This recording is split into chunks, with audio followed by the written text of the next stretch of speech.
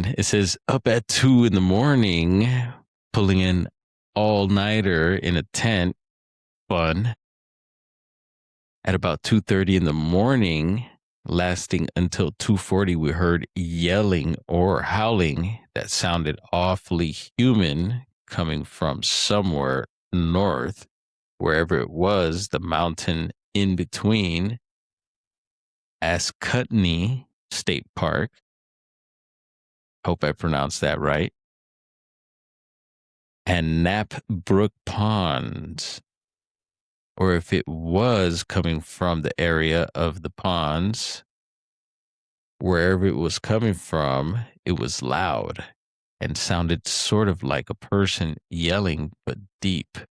And this yelling lasted for about 10 minutes, with one of the individual yells lasting about 40 seconds.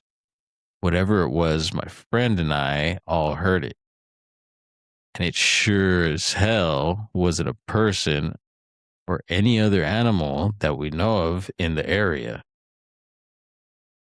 Also can't think of any animals with the lung capacity to yell as loud as it was for 40 straight seconds, other than maybe howler monkeys. And it definitely wasn't a coyote, which we heard prior to whatever this was, which that's an interesting note. We've heard that before. I've heard that quite a few times. You hear the coyotes and then you'll hear something maybe like a squatch after the coyotes or even within the coyotes. So yeah, always keep an ear out when you hear them coyotes going off. And it shut them up pretty quickly. It had the neighbor dogs freaking out too.